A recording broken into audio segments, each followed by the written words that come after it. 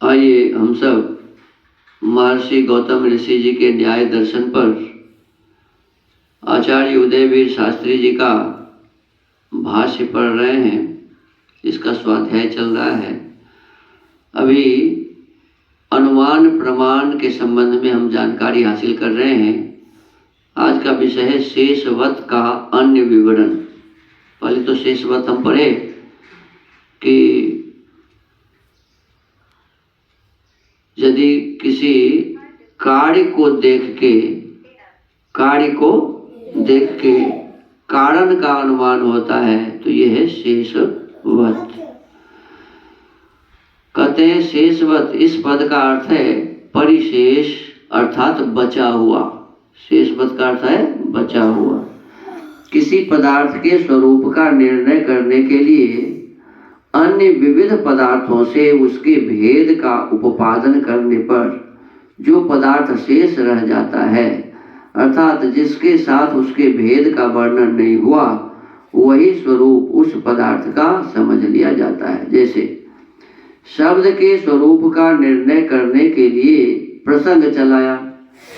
शब्द सत अर्थात सत्ता वाला है। सत का क्या मतलब हुआ? सत्ता वाला। जो है वही सत है। जो है उसी को क्या कहेंगे? सत कहेंगे। तो सत का अर्थ है सत्ता वाला है और अनित्य है। यह जान लेने पर इतना निश्चय हो जाता है कि शब्द न सामान्य जाति रूप हो सकता है, न विशेष और न समवाय, क्योंकि इन पदार्थों में न सत्ता जाति रहती है और न ये अनित्य हैं। इसलिए शब्द सत्ता जाति वाला और अनित्य होने से सामान्य विशेष समवाय इन पदार्थों से अलग हो जाएगा। सामान्य आदि से अतिरिक्त 3 पदार्थ और हैं, द्रव्य, गुण, कर्म। तब विवेचन करना होगा कि शब्द द्रव्य है, गुण है या कर्म है।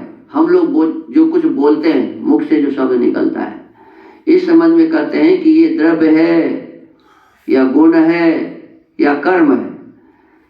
तो ज्ञात हुआ शब्द द्रव्य नहीं हो सकता। यहाँ कहते हैं कि शब्द द्रव्य नहीं हो सकता, क्योंकि शब्द अनित्य है। अनित्य का मतलब है नहीं रहने वाला। तो शब्द जब रहने वाला नहीं है, अनित्य है, तो वो द्रव्य नहीं हो सकता। जो अनित्य द्रव्य होते हैं उनके समवायीकरण अनेक द्रव्य हुआ करते हैं। किसी भी अनित्य द्रव्य का समवायी कारण एक द्रव्य कभी नहीं होता, परंतु शब्द का समवायी कारण केवल एक द्रव्य आकाश है। अतः शब्द का द्रव्य माना जाना संभव नहीं। शब्द कर्म पदार्थ के वर्ग में भी नहीं आता। कहते हैं शब्द द्रव्य भी नहीं है और शब्द कर्म भी नहीं है, क्योंकि कर्म कभी दूसरे कर्म का कारण नहीं होता।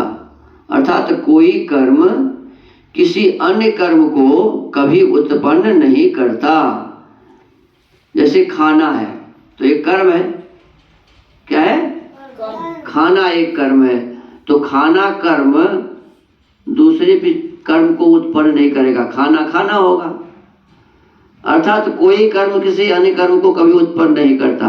इसके विपरीत शब्द अन्य शब्द का उत्पादक होता है। एक शब्द दूसरे शब्द का उत्पादक होता है। वक्ता के मुख से उच्चारित शब्द श्रोता के श्रोत्रेंद्रिय तक शब्द संतति द्वारा पहुंचता है। कुछ जो बोलने वाला बोलता है, सुनने वाला सुनता है। मुखोच्चरित प्रथम शब्द से समान जातीय शब्द आगे आगे उत्पन्न होते जाते हैं और वह ध्वनि इस प्रकार श्रोत्र तक पहुंच जाती है। अतः शब्द शब्दांतर का हेतु होने से कर्म के वर्ग में समावेश नहीं पाता। इस प्रकार द्रव्यादि 5 पदार्थों से अतिरिक्त केवल एक पदार्थ शेष रह जाता है। उस वर्ग में और समावेश के लिए कोई हेतु न होने के कारण शब्द का समावेश गुण वर्ग में मान लिया जाता है। तो शब्द को क्या कहते हैं? इसमें क्या कहा? गुण कहा। शब्द को क्या कहा? तो शब्द न कर्म है, शब्द न द्रव्य है, शब्द क्या है जी? गुण है। गुण वर्ग में मान लिया जाता है। इस परिशेष अनुमान के आधार पर शब्द का गुण होना निश्चित हो जाता है। तो आज हम सबने ये सीखा कि शब्द पदार्थ नहीं है, शब्द कर्म नहीं है, शब्द क्या है? शब्द गुण है। तो इसी के साथ आज के स्वाध्याय के क्रम को ही विराम देते हैं। ओम।